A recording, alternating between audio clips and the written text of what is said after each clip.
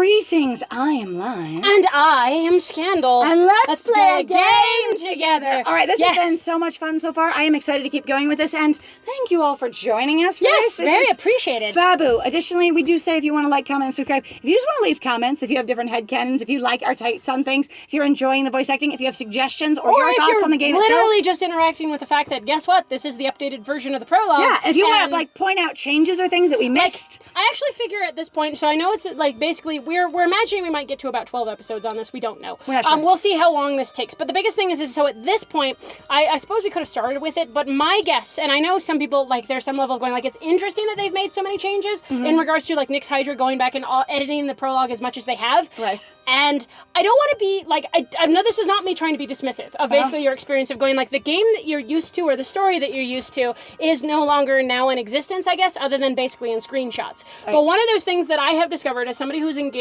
in a lot of media is that, especially with basically something where you will not ever have a physical book, right, or a physical object. Or a physical copy, like a physical game. Right. And also considering, so as far as I understand, based on the history that I've heard for what happened with the original Nyx Hydra project, in regards to getting this game kickstarted, what possibly they're trying to do is they're trying to distance themselves, and they're trying to open themselves up now to a newer audience. To a newer audience. So in some ways, I guess that sounds like they're basically trying to kind of like, even in some ways, maybe walk away Start anew.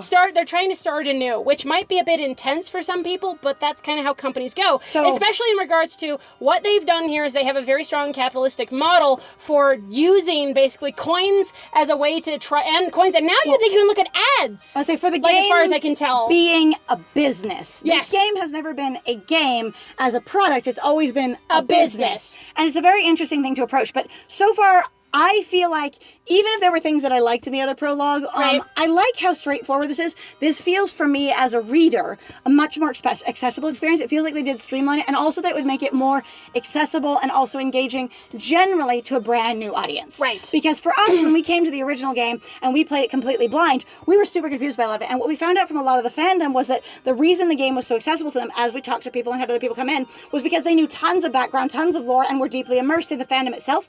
And so the game on its own didn't stand very well on its feet outside of the original exposure for people, or people who came into the community. And there was an interesting, so this is a thing that I've seen sometimes happen in other fandoms where you really do kind of, like, and I have sometimes been that person where you just go, oh, you don't know the extraneous material that the people put out, you didn't follow the creator blog, you didn't do this thing. You didn't read the book between the games. Right, and it gets really exclusionary, like massively so, and that gets very frustrating as sometimes somebody where you're like, you want to share your story, you obviously like these things, you'd love to share these with more friends, but sometimes it really does start to basically become this in-group versus the out-group kind of thing. Because you would need 20 hours of exposure and like connecting with things to get on board. However, there's nothing really wrong necessarily with that either. Like, you guys have to realize, like, even in regards to like big, huge games, so say like the Bloodborne series, well, excuse me, the game, the company that's done Bloodborne and they've done like the Souls series, right? Or, so they've done the Dark Souls series, right? Where they actually have created basically an audience that is interested in what they do. Now, it's not friendly to everyone, and that's not necessarily required. Sometimes the idea of making a game or something that people like is realizing and also owning up to the fact that it's going to only be interesting to a specific crowd, and that's okay. You can't make your net so wide that it appeals to, that it basically is directed at no one specifically. But this is and also this one was specifically directed at a queer audience and a more inclusive audience when they did it originally, going, you've got she, he, they, them kind of thing, you know, him, her, and she, you know, she, her, she, and that kind of thing. And it's going, we've got, you know, different genders going on, we've got different sexualities going on, you have this specific audience that you're going it for, and then they're just, I feel like, trying to catch their net even wider, because the original one, the more we've been exposed to it, and especially again running into old scripts like from it, really old it sounded like it had super like in jokes and parodies and like essentially fan like references. This really was just a fun project that a pair of people really were just working on because they had a good time with it. And it really was like a lot of people engaging and going, oh, this would be a freaking hilarious joke there, and not we're building characters and cohesive story, but that sounds funny as hell, let's do that together. right? better. And that's fine. You could, again, totally have that. But also because in this case, what you might be having is because the original crew, I think, as far as I understand, is actually gone They're now. gone, from what we understand. Yeah, they've moved on to other projects or whatever they want to do with their lives, which is fine. Now I feel like there's almost a thing of, like, I get being possessive about things that you like. But also in that way where I agree with you sometimes, too, because sometimes I have felt like, personally, of looking at, so I used to really follow, like, a lot of specific comics, like actual physical, like, Marvel comics and DC comics. I actually still have sets of them. And I stopped following them because what started happening is you realize that they go, we need to make it so that everybody, so it was especially when the MCU was running, so it first started out, right? They actually revamped and they stopped a lot of their big plots because what they were concerned about was trying to get new readers in. They weren't concerned about keeping what I felt, for me personally, was an integrity to the story or an integrity to the character. They were trying to basically not alienate a potential audience because in the end, what they were trying to do was make money. I was going to say, this is a good capitalist practice, but it can leave individuals going, but I was really connected to that and now it's gone, feeling sort of hollow or left out. And so when you live in a society where what you have to do is basically have a product that is your livelihood or a function that is your livelihood, where it is, you know, your value and your uniqueness and the ability to replace you and how much you put into society that determines your value as, you know, your basically your permission to monetarily survive, then this is a good step. So for all the people that we've had coming in going, I don't like the new one, I'm frustrated with it, there's things like that, what they're trying to do, as far as I'm reading this, is make it more accessible to the wider audience so that they can all survive. So that their company will not go under, so they can do, it's another bid to make more money, have more expansion, and be more successful, which is what you do in capitalism. Which I will put out there and go, I do not believe that that necessarily is their fault. But for me, that just reads as a thing of that our society, the way that it functions based off of a capitalistic model, doesn't work. Because we're starting to basically lose interesting stories or even some of the context or some of the dedication to interesting creative projects because the idea is to make money, not necessarily be creative. Or not necessarily do something you love, but do something you think will sell. Right, exactly. Anyway. I throw on a traveling cloak and hurry outside, dragging the heavy door shut. I don't feel like Corazón would just throw on a traveling cloak. No, not at all. It's a very long, elaborate affair. I put it on very thoughtfully, very carefully. I have all of my things with me that I feel that I will need. Being completely prepared. I also like that Corazón clearly knows more magic than Nerd did, and that makes me very happy. Right? All right. But when I turn around, whoa! Whoosh! Oh, he looks like almost okay, he's so Bucky Barnes, that's hilarious. That's freaking hilarious. Cherish memories. We tapped the screen and an achievement was unlocked. Exciting. Also, how does that last link still not fall off? I cannot handle the design for this. Also, so, you guys, I don't know. What? I know, so we did also just say we know that the people who are originally on this project are not on this project anymore. That is what this art does not look like... This looks wildly different. This looks very different. In fact, the fact that there's not a lot of like brilliant color in here is very indicative of basically somebody who's used to a different palette. And also, again, like the stylization with the face and the eyes, this is a different artist. Which is not to say they're doing badly, but this is actually very different. It feels very distinctive. In the same way that we commented on some of the premium art previously, going, this feels way different than the main story art. Right. It feels very off-model, if you will. Yes. That this looks super different. This is even off-model compared to that, though, which is interesting. An enormous stranger fills my doorway, engulfing me in shadow. I stare up at him. I am disappointed. The light is not on. Why are you here? Excuse. His flesh is scored with a myriad of scars. A myriad scars? Myriad scars. Is that actually correct? I swear it says a myriad of scars. I believe myriad can be used that way. I think it's a less common usage. Okay. But again, with, like, it's like saying with many scars, with myriad scars. You don't need to say a many scars. No. But that's what I mean. That's with a myriad of scars. Like I said, with myriad scars, it works that way. Again, it's like saying many. I know, but I don't think that's... Anyway, that's fine. I feel like it's, like I said, a less common usage. It's okay. Clean and jagged, shallow and deep. Why am I looking at them in such detail? Like, really, I think I'd be more preoccupied with the fact that, dude, you have a chain on. You have some really wild Final Fantasy belts going on in a hood. Like, what is the edgy? Also, you have a collar? Why... Do you just... If you went out like that on purpose, big props. But also, like, why? Also going, so have you come from the scene and you are still hungover? You just came straight from the party to here. Oh, okay, you haven't been to bed yet. You're drunk. It's fine. We're good. Sounds excellent. The earthy scent of myrrh washes over me as I look up and And I am not that short. I actually don't have to look up that high, and especially since I just walked out of the shop, I am up on the stairs too.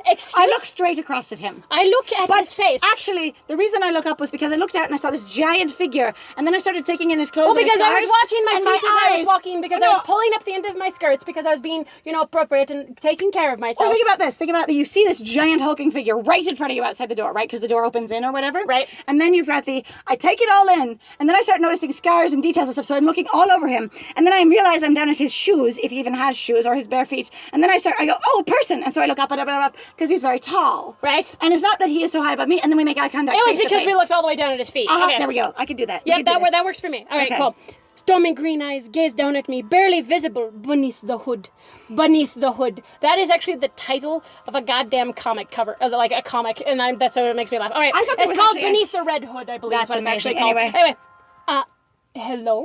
Can I assist? Yes. What do you need? And then we're back to the old one. And see how much brighter his skin is and how much light and shadow there is? Also, the mottled tiger of this cloak suggesting fur is wild. That was not modeled before. No, it wasn't. That cloak is completely different. That is different. What happened? Did they just suddenly decide by the way, it needs to be more animal texture? By the way, it's fur. Just in case you didn't know, it's not fabric, it's fur. It looks too... I don't know. I want there to be a difference between the fur and the fabric, though, because you do have, with leather, an experience of it being separate. And unless it's a woven thing, so I want it to be more like leather. Weird. Where it's a different color underneath and clearly skin texture, like animal skin texture. Anyway. The stranger flinches at the sound of my voice, falling back on his heels. He is like Puppy. Us. Hello. Him. Wah! And you're like, I'm sorry, you are still hopped up from the scene. I will speak softly. Speak softly and slowly. Hello. You are a little drugged. Can I assist you? I will not speak down to you, but I'll speak slowly. Would you like something to help with the hangover? If that's what you were looking for, I have some in the shop. I'm about to leave, but I know right where it is. I think, if everything hasn't shifted in the last half hour. Heavy chains rattle from beneath the thick cloak, dragging against the cobblestones. Again, the thing that I have been annoyed with this character for a while really is genuinely, why does he still have the chains on? Yes. Why? I do not comprehend this. Like you're gonna get blisters, you're gonna get rubbing, you're gonna have hygiene problems, like this kind of thing. It's also especially because we know what so Muriel, obviously special. Spoilers, his name is Muriel, so if you haven't seen this, please go watch our original playthrough of the beginning, because that one we literally did not know anything, and this one we have more ideas. Yes. So I am still just personally kind of aggravated going, why are you wearing this other than we need to make him aesthetically different than everyone else? Which is fine, but it's also kind of frustrating character-wise, because especially when you know about the level of his trauma and abuse. Except for we don't really know much about it at all, because in Julian's they don't cover it very much. There's one tiny little picture of it, and then him being super shy and uncomfortable in a place in a hut. Right. And so, but it doesn't make sense for us for him to be wearing those clothes. In the same way that we had a hard time connecting to Nadia. Right. And going, what is her piece in this? What is her actual power as a ruler? Right. For him, we're going, what are you? How are you taking care of yourself? If you're living on your own, why do you have all these things still on you? And especially in context of the other story, if things from your past remind you of your trauma and you hate them, why haven't you taken this off? Well, there's also the thing, too, that they're leather. They actually, shockingly, will come off pretty damn easily. Or if you have them on and they're magicked on, have fucking Asra take them off. Okay, so again, we know that Muriel knows Asra. This big, huge-ass character knows our master, who knows magic. Why wouldn't he fucking just have him take it off? Right? And That's so weird. I wish there was some connection to why he's still wearing it. And I understand that right now he's super mysterious, but it would be just really cool if we figured that out, or even if Asra explained it, or someone connected it to us, or even if we exposit it in our head going, it looks like he is wearing things that he cannot remove. Right? Kind of thing. And we could offer, hey, do you want us to fix that for you? And we could also then exposit later. Asra also offered, and he's like, no, I don't want magic near me. It scares me. Or, again, maybe it's just the fact that Muriel thinks he's a terrible person. And I deserve it. Right, which is another conversation. All right, so heavy chains rattle from beneath the thick cloak, dragging against the cobblestones. You the are thing that makes also me a grumpy. bit dirty, my dude.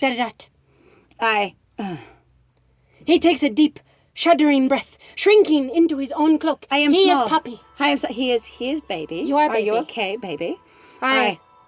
Don't go. Oh my god, it just occurred to me. Did he talk? So, hang the fuck on. We're using he, him pronouns. Oh. So we pointed this vaguely out before, but in the original game, when you get into the prologue, there's always they, them. For Muriel, I say, I'm trying to remember if this part said they, them, but the entire market scene, his premium market scene, says they, them the entire time. And we've actually wondered if Muriel's non-binary because of the strong use of they. But now it's completely changed. As far as I far remember. as I I'm not recall. sure if it was in this space or not, but I know in the other one it was, basically to having to edit it so carefully. Us. Don't go. We need to go. Okay. I am going. It's okay. Don't go where? Who is this man? What is he doing at my shop? Not in the shop. I love it. We're not in the shop. We're just at the shop. I'm also like, where's your lantern? Where is your special lantern? I need to know. I need to know. We don't hang it out in front of the shop door. It's around the corner. I think we took it in the back, maybe. It's fine. The questions swirl in my head, each tumbling over the next, except for the fact How that am I'm I very going to get coordinated. there on time? What am I going to do to deal with him? Is he going to need a lot of, my attention? Could someone else not handle him in this? What if I just say the shop is closed and I'm very polite about it? You know what? I could call the guards. They could escort him home. You know, that happens a lot with drunkards in the street and things. Yeah, you could thoughtful I have questions. neighbors. I could talk to my neighbors. I You don't could need to ask the bring in the neighbors. cops because all cops are bad. But it's okay. Oh, sorry. But anyway. It's all right. I take a single hesitant step towards the stranger, who backs away once more. I don't want to scare Definitely puppy. puppy. Nope, totally scared puppy. Yep, puppy. Puppy. His eyes dart up and down the deserted street, looking at anything but me. He's like, shit, Are you are you- intimidating. like, I still You're so think- well put together. You're also strong and tall and just elegant. And I am so put up. I was not expecting this level of organization or presentation. We're going to the palace. We look amazing. We have our little handcart suitcase kind of thing. We look like, just fabu. Right? And he's just like, whoa. When the stranger finally speaks again, it's barely more than a rumbling whisper. You are in grave danger. Oh, they put little emphasis thingies. So that you can tell what you're saying. Holy shit. Who are you? That's really good. Okay, so many times when people do these kinds of questions, they don't make it really clear exactly how to take it. And frequently you can glark from context in the story, basically if I'm being pissy or I'm being friendly or I'm being thoughtful. But sometimes it's really not clear, and especially in the early game, I think that's really great. So then you show where the emphasis in the words are, not who are you, but who are you? I feel like I wish, though, more people would actually use a color convention. I think that would be cool. So my friend is talking about how in Dragon Age, they will have 3 different kinds of color responses. Right. For basically being more forceful or more neutral or friendly. Right. Somewhere in there. And it would be cool if a lot of games did that. Or if they had a clear convention even behind the words or font style or with emphasis like this. They also, I think they have tiny little icons that are alongside them. So it's basically, this is the more positive one, this is the more negative one, this is the more neutral response. So again, I wish games would actually try to do that and more. help you connect. And then if you really did want to play a sassy ass bitch, you knew exactly how to choose that route. Yeah, exactly. It would be really interesting. Fun. Honestly, I kind of want to go what kind of danger, because I don't really necessarily care about... I'm leaving. What kind of danger? Yeah, I think that fits. What? Not who are you, because you're clearly a person. And also going, you're also very shy. You are Poppy. I'm not going to go, who are you? Speak to me. Tell me about yourself. I'm just going, you brought up danger. Let's talk about something that's not you. Something that you want to say. Let's go with that. What kind of danger? Let me help you with what you want to say. What kind of danger? Are you talking about the palace? Yes. Why? What's at the palace? Shoulders hunched, he stares at his own feet, refusing to meet my gaze. Wait, he is baby. I look down and I just shrink a little bit more, knees bending, shoulders hunching more. He's now almost 1/3 shorter. He's hunched down in embarrassment so hard. We are also I love the fact that the dramatic music with this particular idea so adorable. Makes him this is ridiculous. So incongruous, it's hilarious. It's so bad. It does not intense, dark music. So terrifying. I am so nervous and I am so uncomfortable and the dark, intense music. The music is scaring me. Corazón. That's just mean. This is my music. It is a good atmosphere. And him going, you are scary. Music is scary. It's all scary. You're terrifying. Corazón. Oh, I'm sorry. I will put away my music jar. You are baby. It's That's okay. fine. All right. I have never met someone that is strongly just go, you are baby. All right. It's okay. The silence spirals, heavy and ominous. It just keeps spiraling. It's fine. Until he reaches into the depths of his cloak. I, who am not suspicious or paranoid, like my soul. do not worry about what he is reaching for. I just let him go. It's fine. It's fine. It's If alright. I get an eyeful, that's fine too.